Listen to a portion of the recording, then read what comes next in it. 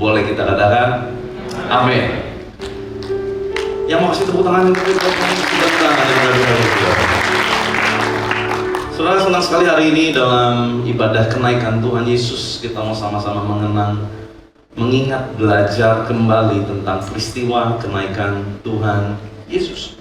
Saya beri judul firman Tuhan hari ini adalah Blessing in Disguise. Blessing in Disguise. Apakah itu blessing in disguise? Berkat yang tersamarkan. Contohnya mungkin kita ngalami sesuatu yang gak enak, yang kita anggap, kok ini terjadi dalam hidup saya ya, dan ini gak nyaman buat saya. Tapi ternyata setelah kita jalani, sekalipun tertatih-tatih dan penuh dengan perjuangan, penuh dengan pertanyaan, tetapi ternyata di akhirnya kita baru sadar, oh ternyata ini cara Tuhan memberkati hidupku. Blessing in disguise. Satu berkat yang awalnya tidak nampak, tersamarkan. Dan banyak orang yang mungkin berkata, kenapa ini menjadi masalah dalam hidupku? Nanti dulu, kalau saudara ngalami masalah hari-hari ini, please, jangan bilang Tuhan tidak mencarimu, jangan bilang Tuhan tidak mendengarmu, tetapi biarlah kita menanti dengan sabar, sebab di balik setiap badai masalah, Tuhan akan sediakan pelangi yang indah. Katakan amin. Saudara, izinkan saya bercerita sedikit tentang apa yang terjadi dengan seorang bernama Thomas. Saya kira Thomas jarang sekali dikutip, jarang sekali dikhotbahkan. Kalaupun sering dikhotbahkan, selalu dianggap sesuatu yang negatif. Selalu dianggap menjadi, kenapa Thomas itu harus punya iman yang harus melihat gitu ya. Kayaknya Thomas itu imannya enggak banget gitu. Tapi hari ini saya mau lihat sudut pandang, mau ajak saudara lihat dari sudut pandang lain dari seorang bernama Thomas. Tapi justru melalui Thomas lah generasi kita, yaitu generasi yang tidak melihat lubang paku, yang tidak bisa mencucukkan jari ke tangan Tuhan Yesus. Tetapi kita menjadi generasi yang percaya dan generasi yang diberkati karena menerima keselamatan yang kekal. Suatu hari menjelang peristiwa naiknya Yesus ke sorga, Yesus mulai menampakkan diri kepada murid-muridnya. Dan di sebuah ruangan yang penuh dengan keheningan, penuh dengan tanda tanya, tirai-tirai yang ditutup karena ketakutan, jendela-jendela yang mulai digembok, dan nafas dari murid-murid yang berkumpul mulai pendek. Tangan mereka mulai shaking, gemetar. Karena Yesus yang mereka ikuti selama 3,5 tahun, suddenly dinyatakan mati di atas kayu salib. Dunia mereka serasa runtuh dalam satu malam. Dan dalam keadaan yang begitu mencekam, mereka tetap berkumpul. Nah tiba-tiba saudara, dalam keheningan malam itu, tiba-tiba Yesus muncul di tengah mereka. Dan Yesus menyapa, bukan dengan sebuah pertanyaan, bukan dengan teguran, tapi dengan sebuah kalimat sederhana, yaitu damai sejahtera bagi kamu. Semua orang terkejut. Di sana saya bisa melihat, ya kita bayangkan, murid-murid Yesus berkumpul, kita di sana murid-murid Yesus berkumpul. Kita melihat ada yang berpelukan satu dengan yang lain. Kenapa? Oh ternyata Yesus gak mati. Oh ternyata Yesus bangkit. Wah ada yang berpelukan, ada yang menangis, ada yang tertawa, ada yang melepas rasa gundahnya, ada yang terlepas beban di pundaknya. Kenapa? Karena akhirnya mereka melihat Yesus hidup. Dan Alkitab mencatat, sebelum Yesus naik ke sorga, Yesus sempat menyatakan dirinya, memperlihatkan dirinya, menampakkan dirinya kepada kurang lebih 500 murid. Semuanya bersuka cita di sana, tapi tunggu. Ada satu orang yang terhilang, yang tidak ada di ruangan itu. Saudara bayangkan, ketika orang lain berpelukan menangis karena sukacita, belakangan beberapa waktu kemudian, Thomas masuk dari pintu belakang dan bertanya, apa yang terjadi di sini? Kenapa kalian menangis? Kenapa kalian bersukacita? Ada apa ini? Karena waktu itu Yesus suddenly appear, tiba-tiba datang, tampak, dan tiba-tiba juga dia hilang. Karena dia sudah menggunakan tubuh kemuliaan.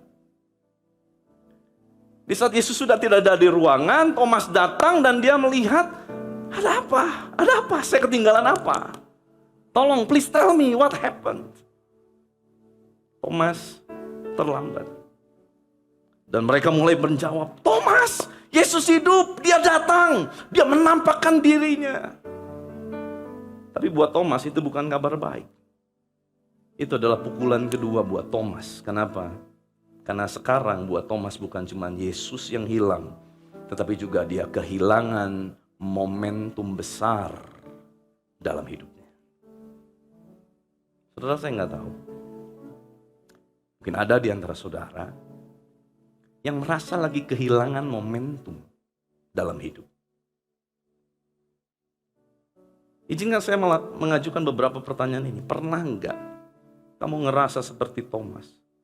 Kamu enggak salah? Kamu enggak lari? Kamu enggak nyangkal Yesus? Tapi kamu kehilangan momen. Pernah enggak kamu enggak ada di ruangan waktu mujizat terjadi? Waktu itu ada seorang lumpuh di ruangan ini dan dia bangkit berdiri berjalan. Dan mungkin ada di antara saudara yang tidak melihat itu juga. Pernah nggak kamu nggak ada di ruangan waktu mujizat terjadi, kamu nggak dapat apa yang orang lain dapat? Wah, kita dengar dia dapat mujizat. Wah, kita dengar hidupnya dipulihkan. Wah, rumah tangganya pulih, bisnisnya maju. Wah, kita cuma mendengar, tapi kita nggak dapat momentum itu. Kamu nggak ngalamin Yesus kayak mereka yang sekelilingmu ngalamin Yesus. Atau mungkin dalam sebuah ibadah, kamu melihat orang lain begitu kusuk. Orang lain mulai menangis.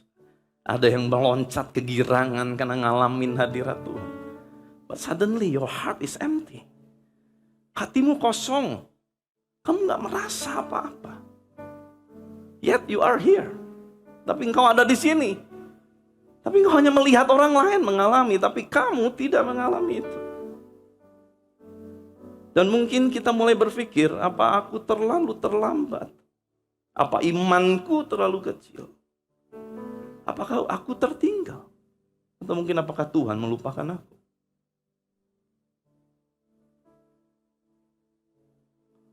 Saudara dengar ini, Tuhan tidak tinggalkan Thomas. Justru Tuhan kembali dan dia datang bukan untuk menjelaskan, tetapi untuk menunjukkan lukanya. Saudara dengar bahwa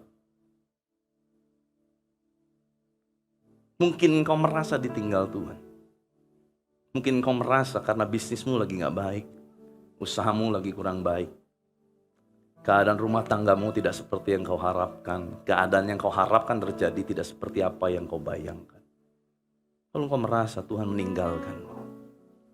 Tapi di saat yang bersamaan kau melihat ada orang-orang di sekelilingmu ngalamin Tuhan, ngalamin mujizat. But why? Kenapa bukan saya, Tuhan? Mungkin sebuah pertanyaan muncul. Saya minta dikunci C. Engkau tahu, tolong gini saudara, di hatiku ada sejuta rindu untuk selalu bersamamu, Yesusku.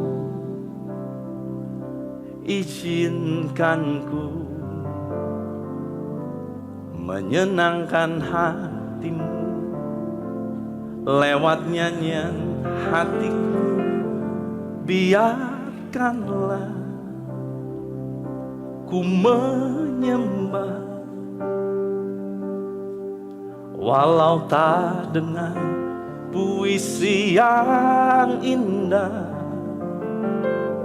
Biarkanlah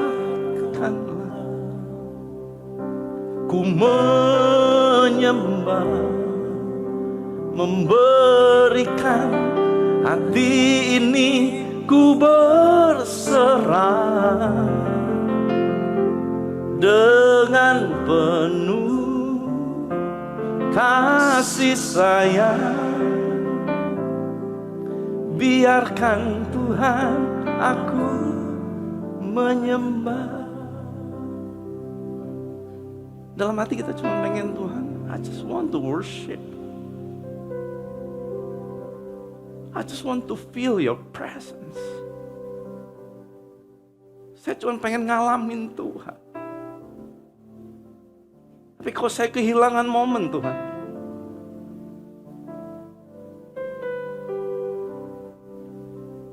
Kok orang lain diberkati, saya enggak ya Tuhan. Kok orang lain hidupnya pulih, saya enggak. Kok orang lain disembuhkan, saya enggak ya Tuhan. Mungkin kita alami momen itu. Tapi saya sangat bersyukur dengan hadirnya Thomas. Dengan segala kegagalan, keterlambatan, apapun itu yang dikatakan oleh manusia. Tapi kemudian ayat ini muncul, Yohanes 20 ayat 29. Kata Yesus kepadanya, kita baca sama-sama, 3, 2, 1. Karena engkau telah melihat aku, maka engkau percaya. Berbahagialah mereka yang tidak melihat, namun percaya. Siapakah mereka yang tidak melihat namun percaya? Saya Tuhan. Amin. Kita Tuhan. We are the generation yang gak lihat langsung Tuhan, tapi kok kita bisa percaya? Dan Tuhan berkata, berbahagia. Boleh gak senyumin kanan kirinya, katakan, kamu berbahagia. And guess what? Firman ini keluar karena siapa? Karena Thomas. Kalau gak ada Thomas, ayat ini tidak muncul, saudara. Blessing in disguise. Tuhan menyimpan momen terbaik pada mereka yang mungkin merasa kehilangan momen. Saudara dengar ini, Yesus menampakkan diri kepada Thomas bukan untuk membuktikan dirinya, tetapi untuk memulihkan hati yang penuh dengan pertanyaan. Saya justru senang sekali kalau saudara datang di tempat ini dan saudara penuh dengan pertanyaan. Tuhan, kau di mana? Tuhan, kenapa engkau belum tolong? That's good question. Saudara jangan berpikir imanmu terlalu lemah untuk berkata itu. That's fine. Sometimes kita ngalami up and down. Waktu doa dijawab, iman kita kayak lagi naik membara, saudara. Waktu kita diberkati, iman kita kayak lagi di atas. Waktu kita lagi gak ngalamin jawaban doa, mungkin kita ngerasa, apa iman gua kurang ya? Saudara, mengapa Thomas tidak ada saat penampakan pertama? Ada beberapa kemungkinan ini, saudara. Ya, kalau kita lihat di Yohanes 20 ayat 24 dikatakan, tetapi Thomas yang disebut Didimus, ya, nama lain dari Thomas adalah Didimus, yang juga punya arti adalah kembar. Jadi ada kemungkinan Thomas adalah seorang yang punya saudara kembar. Seorang dari ke-12 murid itu tidak ada bersama-sama mereka ketika Yesus datang. Alkitab memang gak secara eksplisit menjelaskan kenapa Thomas gak hadir, ya. Tapi kita akan lihat kemungkinan kenapa Thomas gak hadir. Yang pertama, ada kemungkinan Thomas sedang bergumul sendirian. Saya nggak tahu, mungkin ada di antara saudara yang sama seperti Thomas. Saudara sedang bergumul sendirian. Yohanes 11 ayat 16, mari kita lihat dari pribadi Thomas seperti apa. Kita akan temukan karakternya. Yohanes 11 ayat 16 berkata, marilah kita pergi juga untuk mati bersama-sama dengan dia. Waktu itu Yesus berkata, yuk murid-murid kita mau ke Yerusalem. Suddenly Thomas berteriak, some of nowhere, gak tahu apa, gak jelas kenapa, tiba-tiba dia bilang gini, ayo kita mati sama Yesus. Mungkin murid yang lain lihat gini, naon mana teh? Tepugah-pugu ngarerewas. Lu teh apa-apaan? Teu nyambung pisan. Ikan hiu makan roti. Nggak nyambung kali. Itu yang terjadi dengan Thomas saat itu. Tapi kita lihat karakternya. Oh ternyata ini menandakan Thomas adalah karakter yang setia dan dia punya satu keberanian. tapi juga dia punya kecenderungan pesimis dan penuh pergumulan batin. Kenapa kalimat itu bisa keluar dari mulut Thomas dalam momen yang tidak tepat? Karena sebetulnya dalam hati dia sudah bergumul tentang itu. Kalau saya boleh bayangkan, Thomas ternyata adalah pribadi yang menyelidiki kitab suci, bagaimana seorang Mesias kemudian akan mati di Yerusalem. Makanya tiba-tiba some of nowhere, pergumulan dalam batinnya keluar dengan sebuah ucapan, mari kita mati bersama dengan dia. Kan gak ada yang ngajarin dan gak ada yang ngajak mati. Saudara mungkin sedang mengalami yang namanya pergumulan batin. Kau orang yang berani ikut Yesus. Kau berani bayar harga. Tapi kau sedang alami pergumulan batin hari-hari ini. Mungkin ada satu gaya hidup yang buat Anda gak bisa saya lepaskan. Tapi sedangkan kayaknya penghasilan saya lagi drop sekarang. Ada sesuatu yang mungkin kita harus tinggalkan karena mungkin keadaan ekonomi kita gak seperti dulu. Padahal kita adalah orang yang risk taker, berani ambil resiko. Tapi ternyata kali ini yang kita ambil sebagai resiko membawa kita kepada satu kegagalan, ketidakberhasilan. Mungkin kau sedang bergumul sendiri. Engkau mencoba untuk menahan semua beban itu sendiri. Bahkan mungkin orang terdekatmu nggak tahu apa beban itu. Kau tutup mulutmu, kau tanggung semua. Tapi pikiranmu penuh dengan sebuah pertanyaan, bahkan ribuan pertanyaan. Kau mencoba berbagai cara. Kau memikirkan banyak hal dalam pikiranmu untuk menyelesaikan masalah.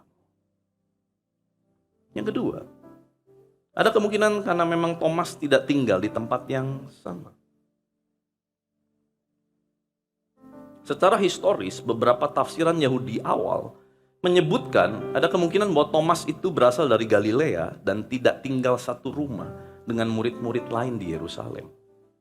Sehingga dia butuh waktu lebih lama untuk kembali berkumpul, makanya dia kehilangan momen. Waktu Yesus menampakkan diri dan suddenly Tuhan menghilang lagi di antara mereka, Thomas kemungkinan baru belakangan datang karena terlambat. Thomas tidak tinggal di tempat yang sama. Mungkin kita adalah pribadi yang tidak mudah menangis di hadirat Tuhan seperti orang lain.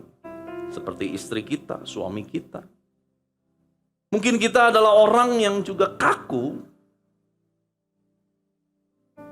Very introvert person.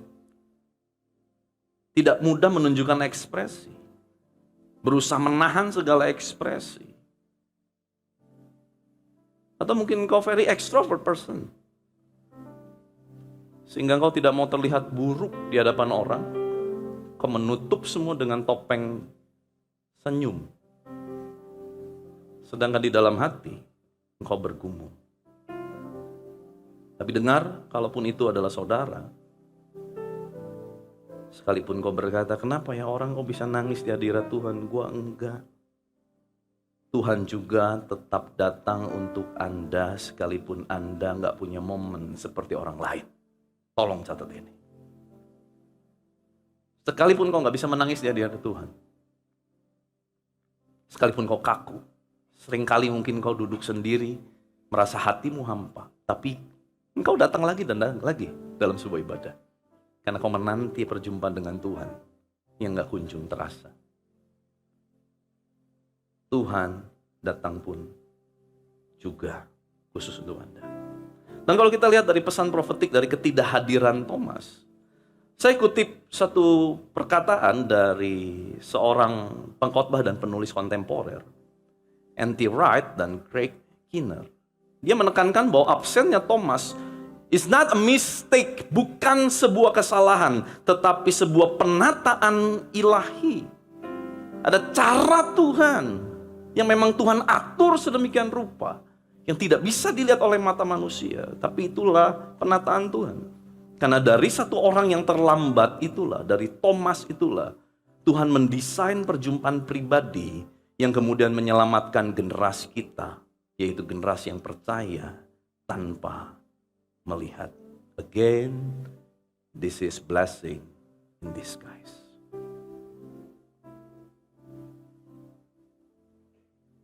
Saudara dengar ini, Tuhan datang bukan buat yang bertahan. Tuhan datang buat yang bertahan, sekalipun retak.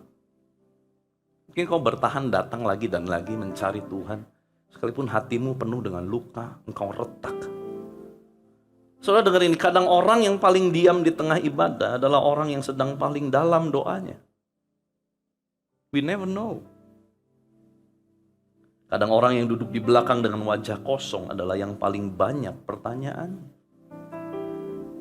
Tetapi mereka masih datang, masih bertahan. Seperti Thomas. Saudara, saya mau ajak kita baca kisah lengkapnya dari Yohanes 20 ayat 24 sampai 29. Ya. 3, 2, 1. Tetapi Thomas, seorang dari ke-12 murid itu yang disebut Didimus, tidak ada bersama-sama mereka ketika Yesus datang ke situ. Maka kata murid-murid yang lain itu kepadanya, kami telah melihat Tuhan. Tetapi Thomas berkata kepada mereka, sebelum aku melihat bekas paku pada tangannya, dan sebelum aku mencucukkan jariku ke dalam bekas paku itu, dan mencucukkan tanganku ke dalam lambungnya, sekali-kali aku tidak akan percaya. 8 hari kemudian, ini bukan waktu yang singkat. Dia harus tunggu 1 minggu lewat 1 hari.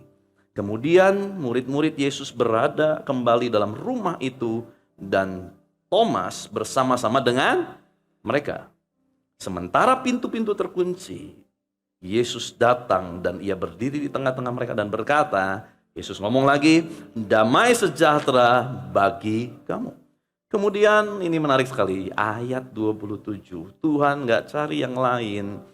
Tuhan Yesus langsung bilang sama Thomas. Kemudian ia berkata kepada Thomas, taruhlah jarimu di sini dan lihatlah tanganku. Ulurkan tanganmu, cucukkan ke dalam lambungku. Dan jangan engkau tidak percaya lagi, melainkan percayalah. Jawaban Thomas ini berbeda. Ayat 28 kita baca sama-sama. Thomas menjawab Yesus, ya Tuhanku dan Allahku. Kata Yesus kepadanya, karena engkau telah melihat aku, maka engkau percaya. Berbahagialah mereka yang tidak melihat, namun percaya. Saudara, Thomas tidak ada di ruangan, tapi tetap ada dalam hitungan Tuhan. Tahu dari mana? 8 hari kemudian, waktu Thomas ada, Tuhan kembali menampakkan diri. Yesus tidak hanya cari yang hadir di ruangan, dia juga cari yang hatinya masih hadir, meski raganya sedang terluka. Mungkin kau terluka, kau kecewa, ikut Tuhan kok ternyata gini ya. Tapi kau tetap datang, kau tetap mengharapkan Tuhan. Tapi kau punya rasa kecewa, karena kau melihat orang lain ngalamin Tuhan, engkau belum alamin Tuhan.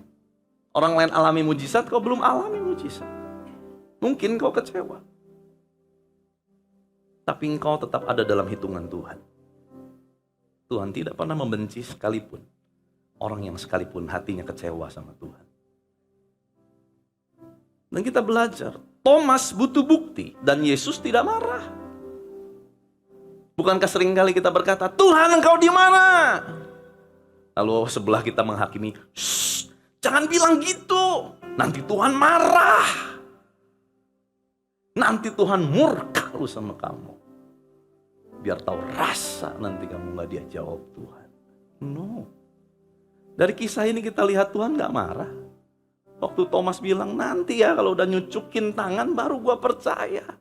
Yesus gak bilang ini, sini lu ya. Susah banget lu ya. Bandel memang lu, domba lu ya. Nih coba cocokin sini. Enggak. Tuhan bilang, sini Thomas. You try. If you need this, you try. Kalau engkau perlu itu untuk meyakinkan engkau akan aku, lakukan. That's fine.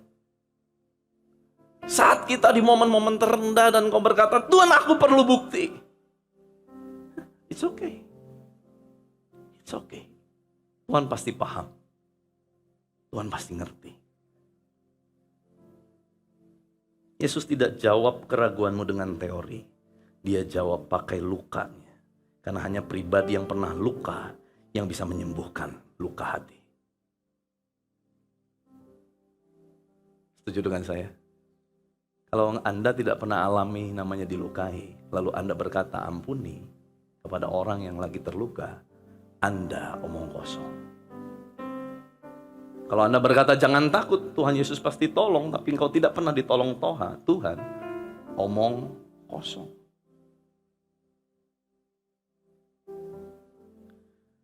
Yesus tidak jawab keraguan kita dengan teori. Dia jawab dengan bukti. Thomas memberikan pengakuan terbesar dalam seluruh Injil. This is the best thing yang saya pelajari dan saya terkejut. Dari sekian murid Yesus, even Paulus yang mencatat sebagian besar Injil, yang mencatat sebagian besar kitab di Perjanjian Baru, tidak pernah melakukan satu pengakuan yang dahsyat seperti apa yang dilakukan oleh seorang bernama Thomas. Waktu itu Thomas berkata di ayat yang ke-28, Tuhanku dan Allahku. Itu direct confession. Itu satu confession, satu pengakuan yang directly di hadapan Tuhan. Dan dia langsung bilang itu menjadi sebuah kepemilikan pribadi dia. Dan dia berkata, ho kurios, mo kai ho theos mo. Artinya adalah, ya aku yakin sekarang, you are my God, you are my Lord. Saudara akan temukan di seluruh Injil, seluruh kitab Perjanjian Baru, tidak seorang pun rasul yang langsung mengakui Yesus dengan mulutnya dan berkata di hadapan Yesus, Engkau Tuhanku, Engkau Allahku. Gak ada. Petrus berkata, Engkau Mesias. Lihat, sudut pandang dia orang ketiga. Engkau Mesias, anak Allah yang hidup. Tapi Thomas directly berkata, You are my God, you are my Lord. Hanya orang yang alami perjumpaan pribadi dengan Tuhan, yang dalam setiap momen sekalipun nanti akan datang lagi momen rendah dalam hidup kita, dia akan tetap dapat berkata, Tuhan tetap bagianku, sekali Yesus, selamanya Yesus. Amin. Amin. Minta dikunci F.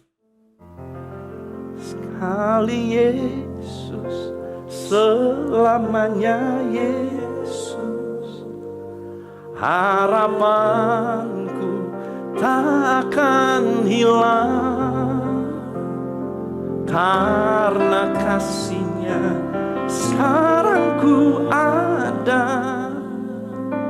Oh Yesusku, ku cinta Kau selamanya. Sekali lagi yuk. Sekali Yesus, selamanya Yesus, sekalipun kau belum melihatnya, harapanku tak akan hilang,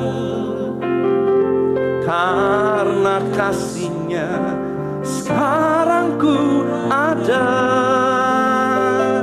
Oh Yesusku, ku cinta Kau selamanya. Yang paling dalam lukanya bisa jadi yang paling dalam penyembahannya saat dia sudah dipulihkan. Yang paling keras pertanyaannya, yang paling banyak kritiknya, bisa jadi yang paling murni imannya pada akhirnya. Yohanes 20:29.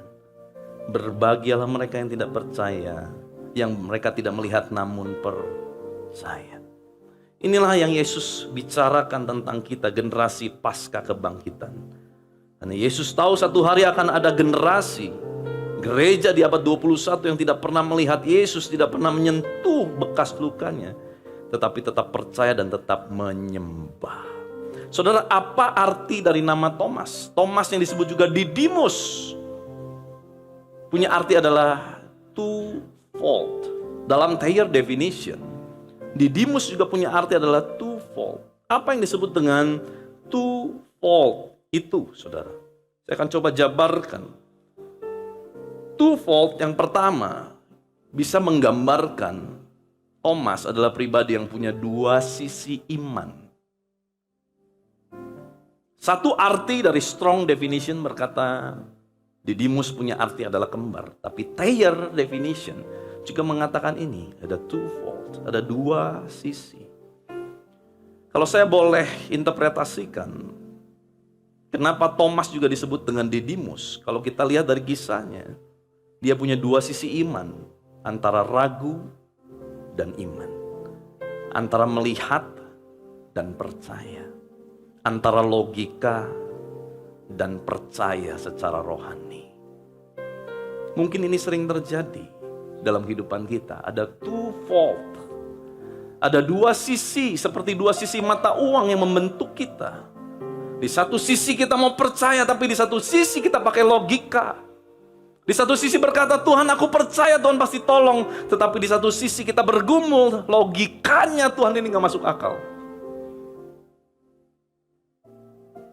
Satu sisi kita sering alami yang namanya ragu, tapi ada satu sisi kita alami, wah saya yakin Tuhan tolong.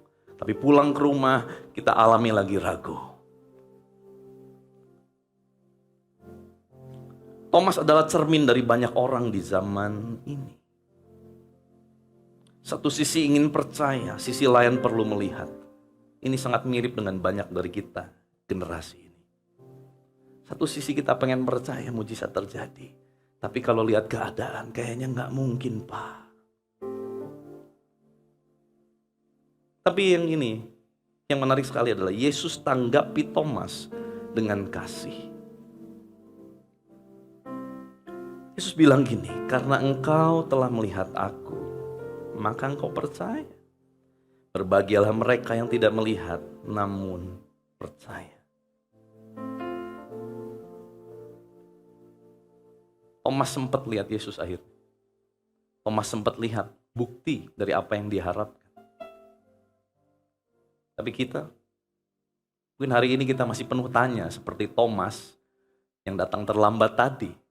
Kita belum alami seperti Thomas yang sudah alami mencucukkan tangan di lubang paku. Tapi dengar, engkau adalah generasi yang berbahagia. Karena sekalipun kau tidak melihat Yesus secara fisik, tetapi hari ini kita akan tetap memilih percaya. Kenapa? Karena hari ini buktinya semua orang, bukan cuma orang Kristen, semua merayakan kenaikan Yesus. Betul gak? Makanya di Indonesia jadi hari nasional. Liburnya bareng-bareng kan? Betul? Apa cuma orang Kristen yang libur? Boleh libur ya kalau KTP-nya Kristen? Ada? Enggak kan? Semua umat manusia mengakui kok Yesus naik ke surga. Orang Indonesia mau Kristen gak Kristen, mereka tetap libur. Karena hari kenaikan Isa Al-Masih, Yesus Kristus. Kenaikan Yesus ke surga meninggalkan pesan bukan hanya amanat agungnya, namun juga dia akan datang kembali. Saudara, kenapa saya bahas tentang iman Thomas? Karena ayat ini begitu berbekas waktu saya baca. Saya tutup dengan ayat ini, saya undang imam musik. Saya selesai.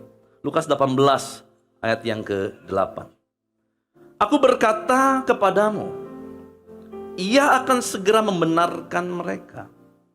Akan tetapi, jika anak manusia datang, adakah ia mendapati iman di bumi? Amin. Amin. Adakah iman itu tetap Tuhan dapati waktu Tuhan menilik dari surga? Bahkan Alkitab Mazmur berkata, dalam setiap malam Tuhan menilik isi hati kita. Tuhan menilik renungan hati kita. Kalau Yesus nanti datang mau bertemu dengan Anda pribadi lepas pribadi, pertanyaannya, adakah kita masih punya iman? Sekalipun mungkin itu remah-remah. Soalnya waktu saya divonis sakit Crohn, gak ada obat. Radang usus besar. Semakin saya percaya, keadaannya semakin buruk. Di momen terendah itu, saya nggak bisa lupa. Saya hanya bisa terkulai di ruang doa dan saya berkata, Tuhan, sepertinya saya sudah tidak punya iman. Dan kalaupun ada, mungkin tinggal remah-remah saja. Dapatkah dari remah-remah iman ini kemudian aku mengumpulkannya kembali dan aku bisa ngalamin Tuhan lagi? Saya nggak tahu, mungkin ada di antara saudara alami remah-remah iman seperti Thomas. Mungkin dia sudah tidak lagi punya iman. Makanya dia berkata, kalau gue belum lihat, gue gak percaya. Buat Thomas mungkin saat itu dia merasa dia kehilangan imannya. Tapi sejujurnya, imannya tidak pernah hilang. Kenapa? Karena selama masih ada Yesus dalam hidup kita, Yesuslah sang iman itu. Makanya kitab Galatia berkata, sekarang iman telah datang. Siapakah dia? Yesus. Saudara, saya nggak tahu seterpuruk apa keadaanmu hari ini. Seberapa besar perang batin dalam hatimu hari ini. Tapi saya berdoa, pesan ini speak directly pada setiap pribadi lepas pribadi di tempat ini. This is unusual message. Ini message yang tidak biasa. Tetapi biarlah message ini di hari kenaikan Yesus yang kita peringati bisa mendatangkan satu perubahan dalam kehidupan kita. Yang mau boleh katakan amin. Yuk sama-sama kita bangkit berdiri.